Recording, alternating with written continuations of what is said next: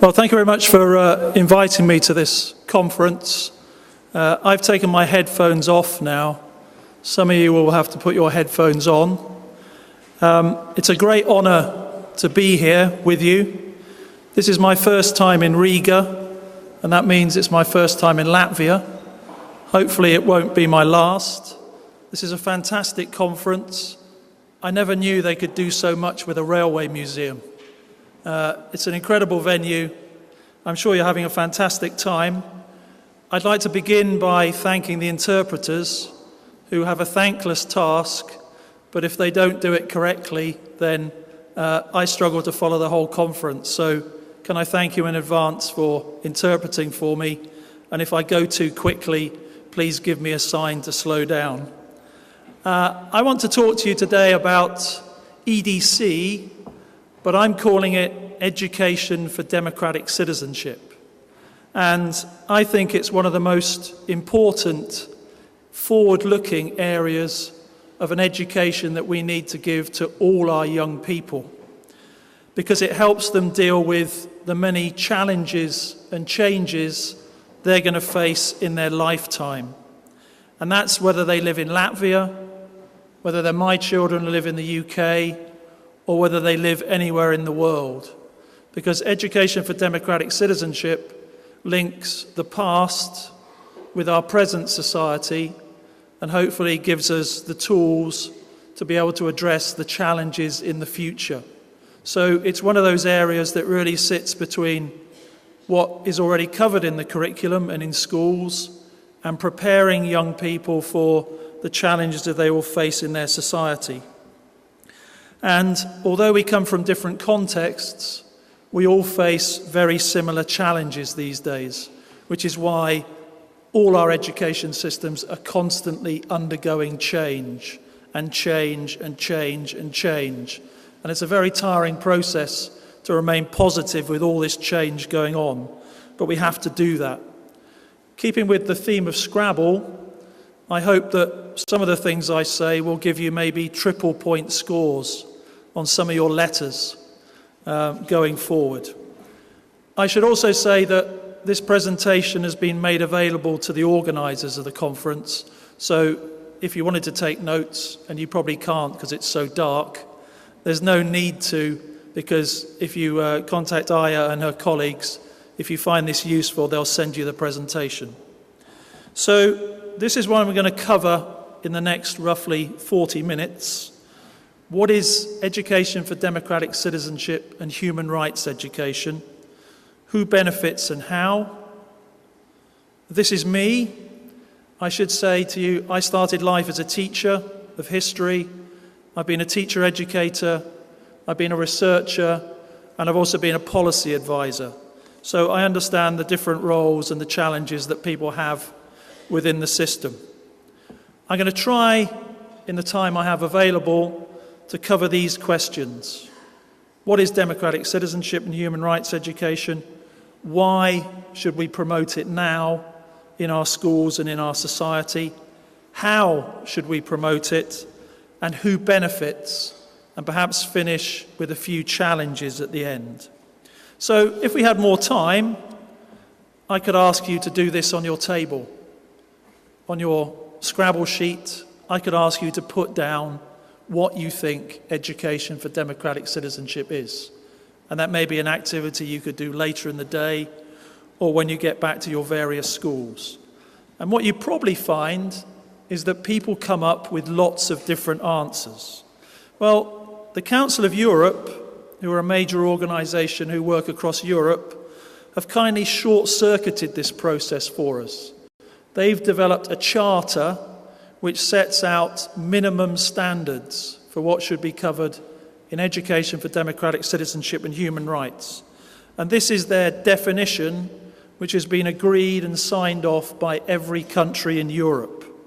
So it's about equipping learners, developing their attitudes, empowering them, helping them to play an active part in democratic society, protecting democracy and the rule of law.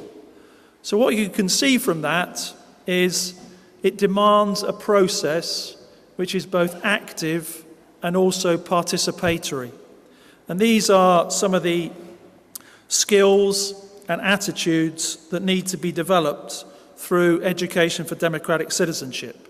So it makes it a very challenging area for teachers, for schools, for parents, for young people to actually grasp. But it's an important area because if an alien, and I may well feel like an alien coming into Latvia for the first time, if an alien suddenly appears on the planet and says to you, assuming they can speak some kind of language, what is EDC HRE, and you had 30 seconds to explain it, what would you actually say? And that's a real challenge because the term is a real mouthful. Education for democratic citizenship and human rights education. It doesn't trip off the tongue very easily. But it's got some really important concepts in it. And I was at a European conference a couple of weeks ago in Strasbourg where a Finnish colleague talked about how they were promoting education for democratic citizenship across the whole of Helsinki. And they had young people involved in drawing up how the city should respond to their needs. And when they asked them to say what education for democratic citizenship was, these young people came up with their own language for it, their own terminology. And they called it ruuti, which described in Finnish actually means explosion. So they wanted to signify that this was an opportunity for young people to explode onto the scene and make their mark. So I give that as an example because how we describe it as adults might not necessarily be how young people see it. And it's important that we give them an opportunity for them to say what they think it is. So that's what is education for democratic citizenship. Secondly, why? Why now, beginning of the 21st century, across all our countries and all our schools? I would argue that we need this area more than ever before. Our other keynote speaker this morning, our colleague on the video from what sounded like a very wet Vancouver, made similar points. We are living in a world where change is quicker than ever before. And what we can't do is bury our head in the sands and hope it's going to stop. Because it isn't going to stop. It's likely to get quicker and quicker. And therefore, one of the great challenges facing all of us as adults, as well as young people, is how we have to learn and constantly unlearn in our society.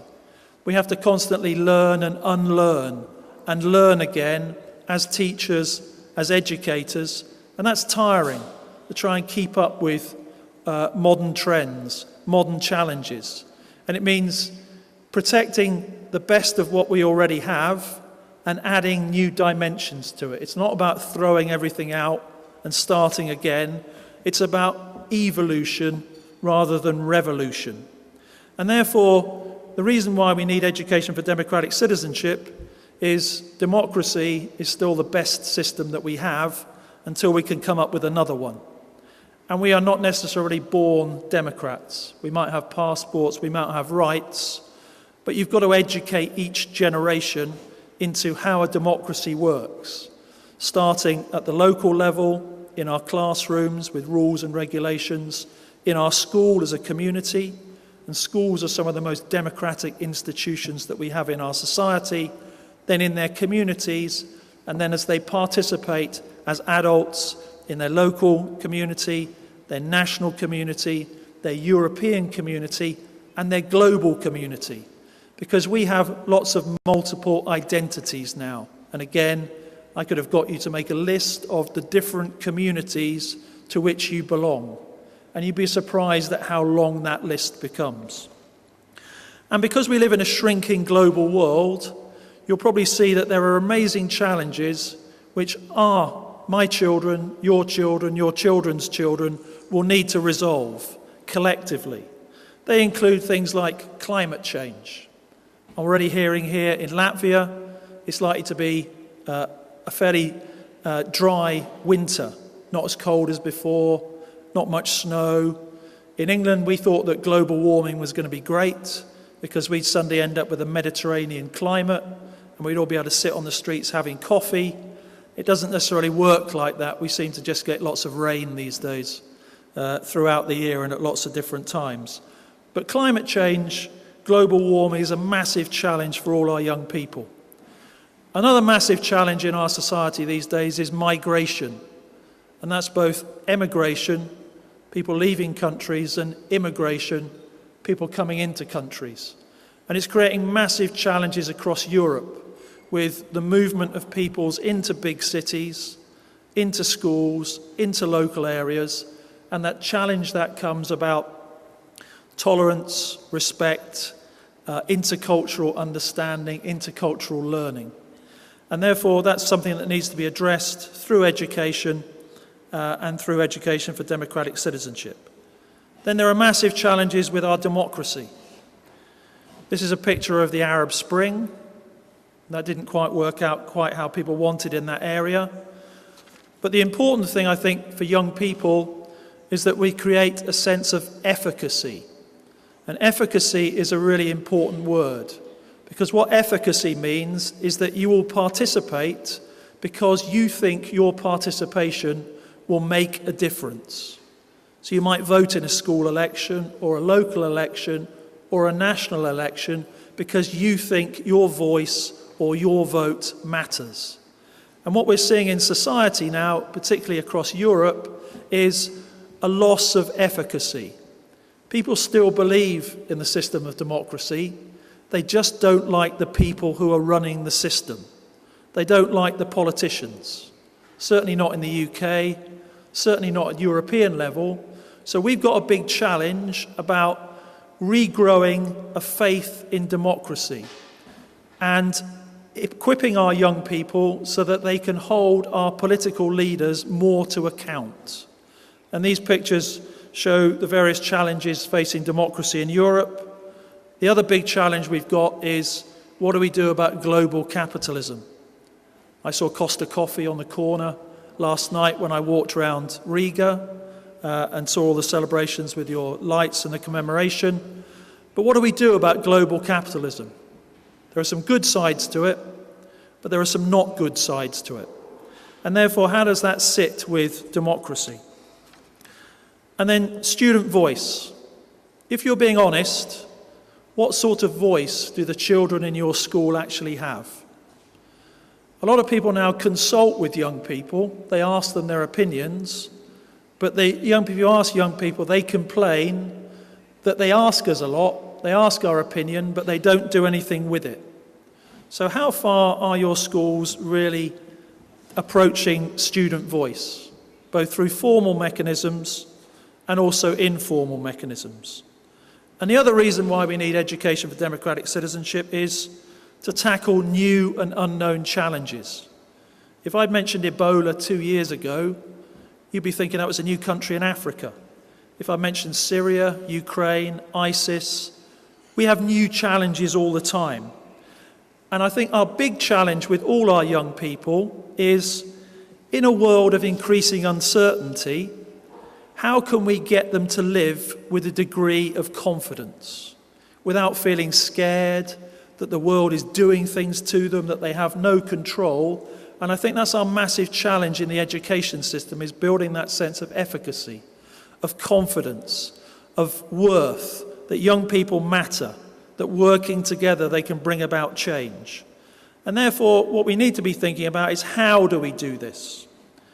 And the classic view of democratic citizenship is it takes place in 3 contexts, and it has to take place in all 3 contexts.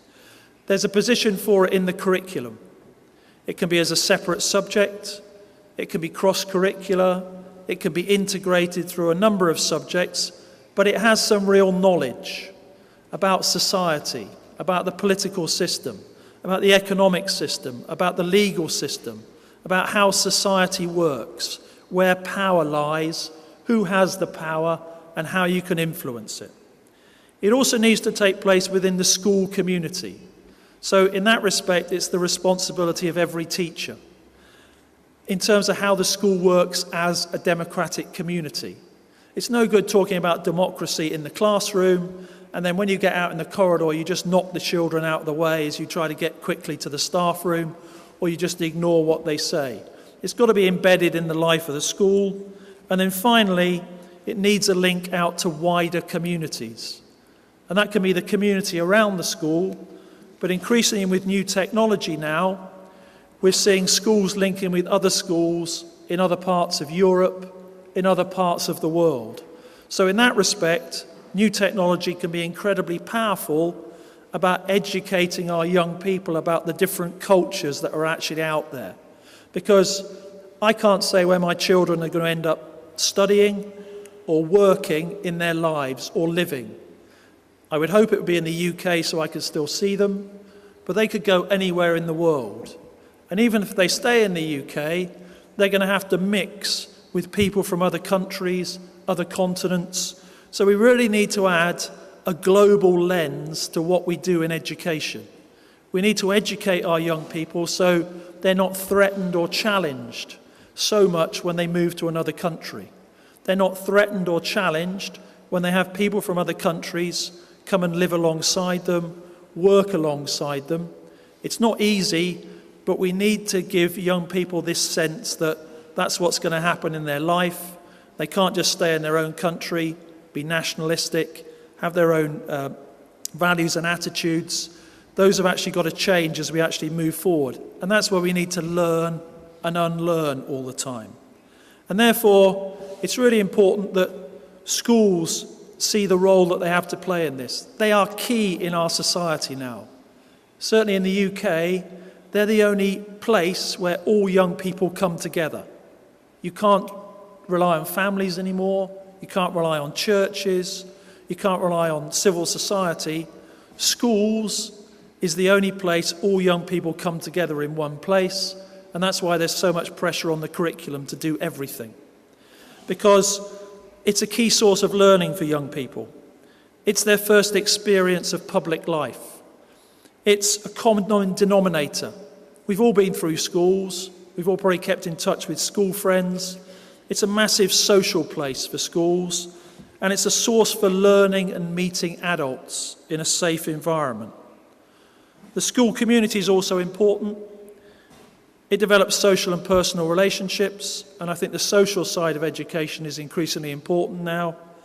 It allows young people to learn how to express their views and opinions, to have class rules, to listen to people you don't necessarily agree with, to debate with them, to discuss, to come to a reasoned opinion, to take part in decision-making, and to have positions of responsibility. And if you can grow that from a very early age, in kindergarten, in primary, through to secondary, then you sow the seeds of that efficacy, of having responsibility.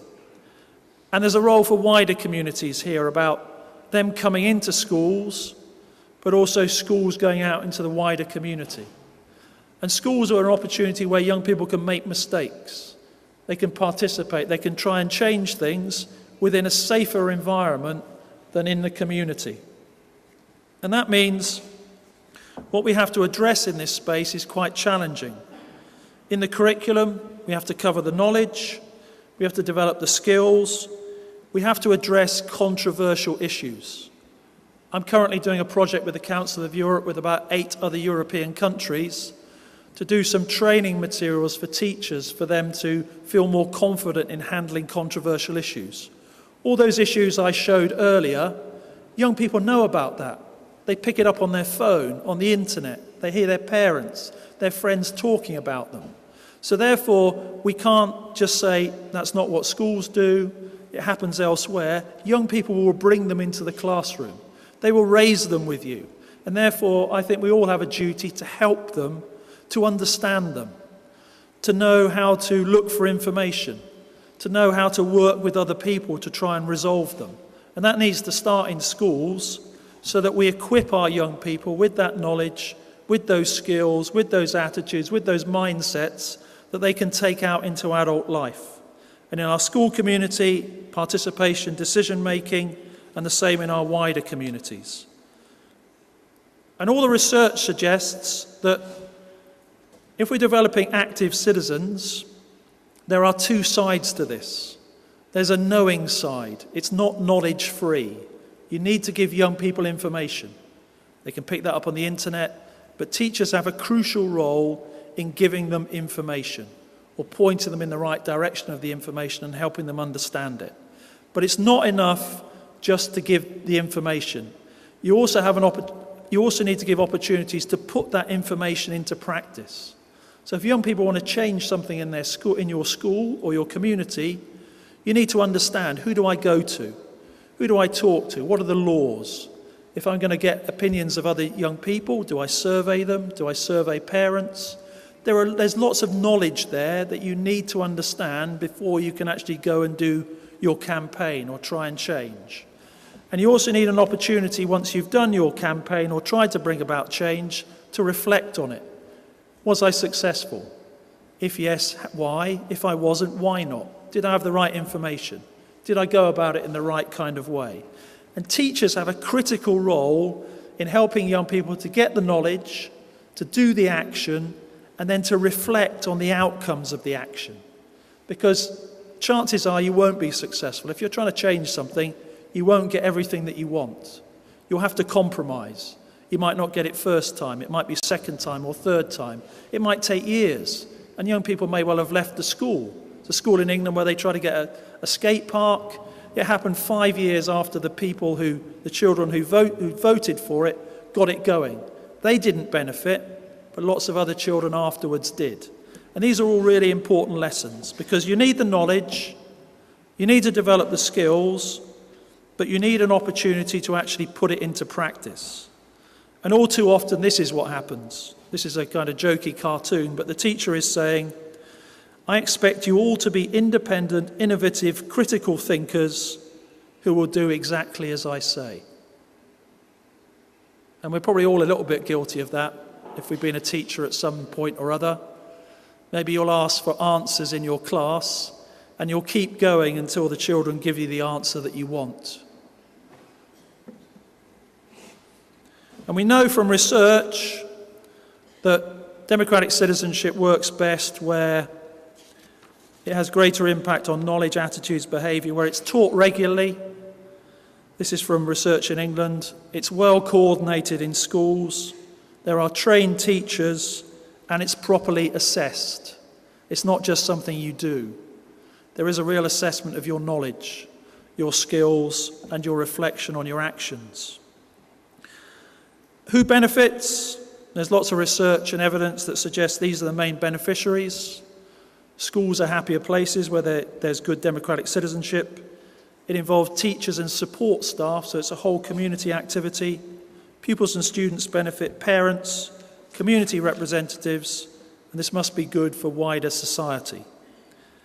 And here's some latest research from England where they looked at active citizenship activities with young people, and they found it boosted motivation levels.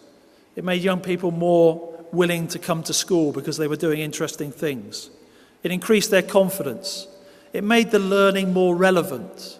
How much of our learning actually relates to what's going on in our societies? Education for Democratic Citizenship and Human Rights gives you an opportunity to bring that learning in, that modern context in. And we know from international studies, and this is the IEA International Civic and Citizenship Education Study, that those young people aged 14 who have a high civic knowledge score show positive attitudes towards voting in elections, gender equality, equal rights, interest in social and political issues. So if you can grow that knowledge at an early age, it means that young people have more positive attitudes towards participation, equality, intercultural issues later in life. So schools have a critical role in that process. Interestingly, I led a big longitudinal study in England over 10 years, which followed our first group of students to have compulsory citizenship education, we called it in England. And we surveyed school leaders and teachers across 118 schools nationally over a number of years, and we asked them, what are the benefits and impacts of having citizenship education in your school? And these are some of the figures. It'd be interesting to see if you think you might get a similar response in Latvia. We asked them impact at school level, student level, at community level. And the responses we got, and it took a few years, but by about year 4 or 5, they started to notice its impact both in and beyond the school, and both for young people now and in terms of their future lives.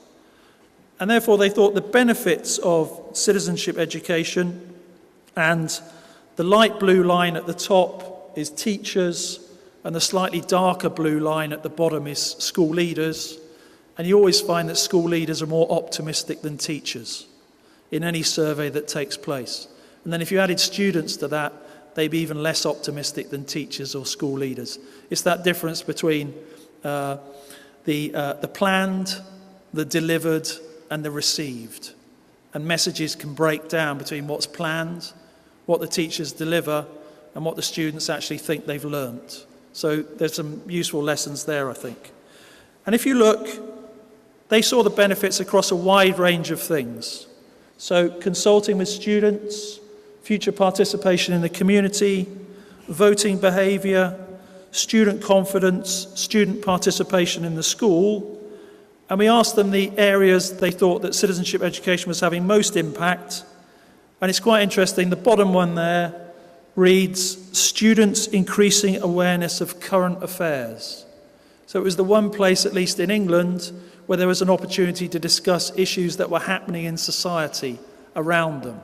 Because most of our curricula are already set in stone. They cover things which have been covered for years. They don't get updated as quickly as we would like.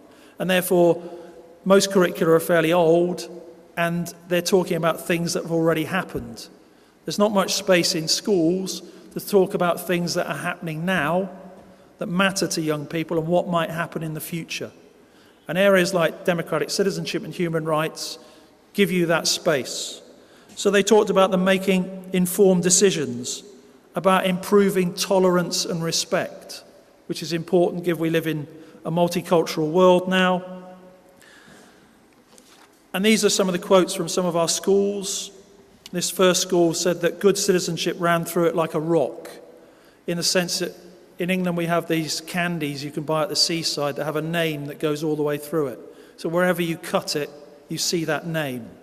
And they believe that democratic citizenship works best where it's a whole school issue. It's taken up by schools. And I'm currently working on a big project in Turkey at the moment with the EU and the Council of Europe, where they're trying to introduce democratic citizenship across all Turkish schools. And this just gives an example of a number of schools where they have bought into this initiative with pride. They have a banner up as soon as you come into the school. The head teacher and his or her team buy into it, they support the teachers, and they support the staff. And these schools vary tremendously. Some of them have got great facilities, some of them have got terrible facilities. But they can still do something in every school. And therefore you can start, whatever your context, you can start somewhere with this. It's not something, it needs to grow slowly, but you need to actually make a start at some point. And these are the kind of benefits. Citizenship teaching has made me realise my opinion matters and my action is needed, said an 18-year-old. Citizenship built my self-confidence and helped me understand how the world works, said a student aged 16. Citizenship has given me belief that you can make a positive difference whatever your age, student aged 14. So done well, it can really change the attitudes, the perspectives, and build the confidence of young people.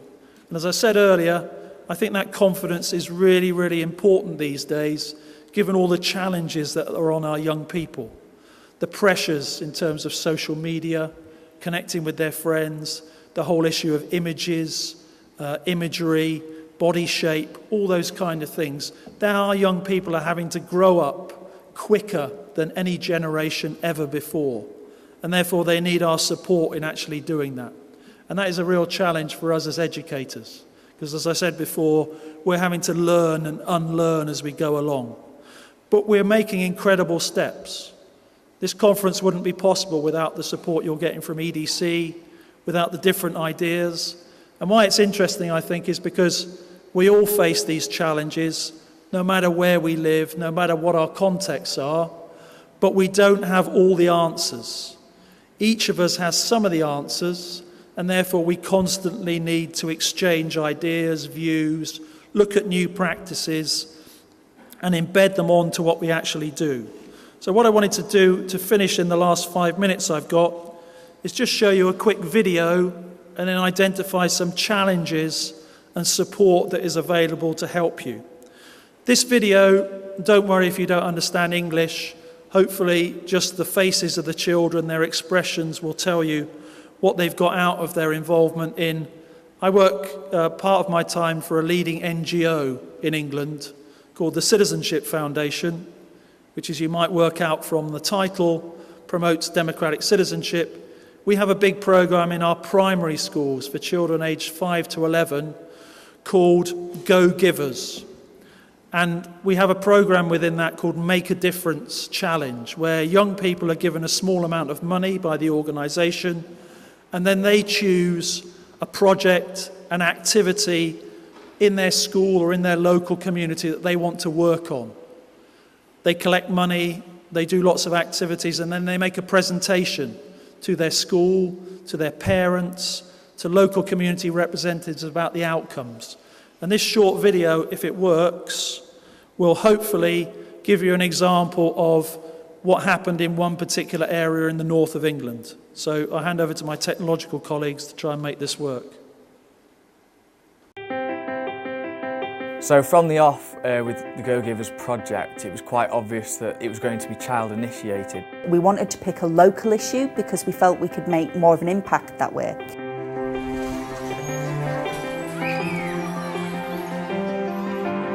We've made bee mobiles and we've got our own bee garden. And we can plant wildflowers to keep the bees alive. We thought the biggest problem in Otley was smoking. We went around Otley town and we chanted, "No more smoking."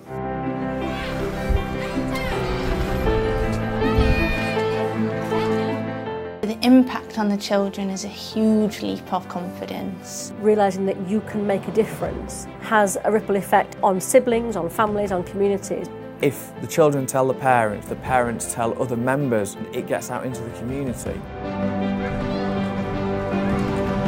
I think it's important because now everyone knows how important bees are and they might look after the bees now. We know we made a difference because our teacher, Miss Thompson, stopped smoking. It's that personal learning that they will take forward for the rest of their life. I feel nice and good because I'm helping people. It's real, you can't beat that. You're never too young to make a difference to the world. I can make a difference. I can make a difference. I can make a difference. I can make a difference. I can make a difference.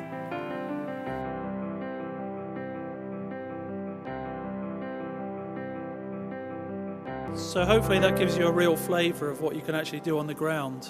And if you follow that link through the slides that I'll leave with you, that project has lots of materials. They're in English, but if you can read English, then there's masses of materials there that will help you put that kind of project into practice in Latvia.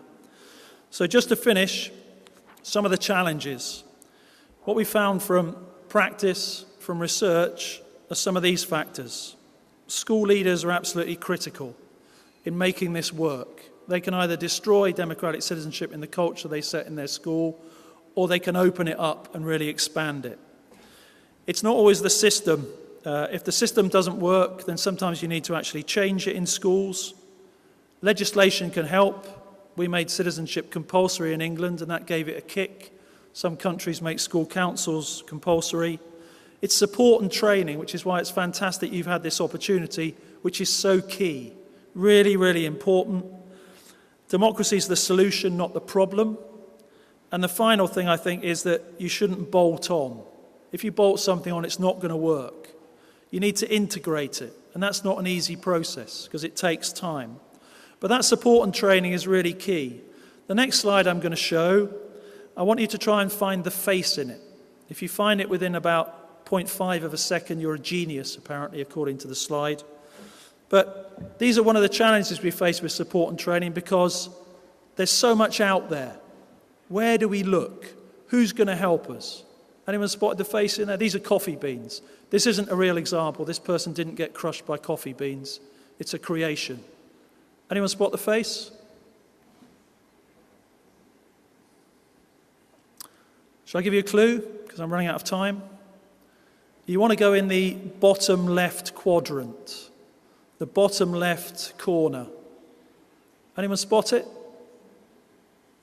Shall I show you?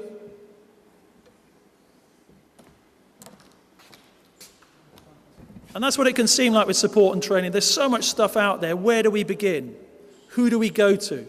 And I think it's fantastic that in Latvia, you've obviously got a very strong network here. EDC can help you and your colleagues find things, get ideas, and turn them into practice.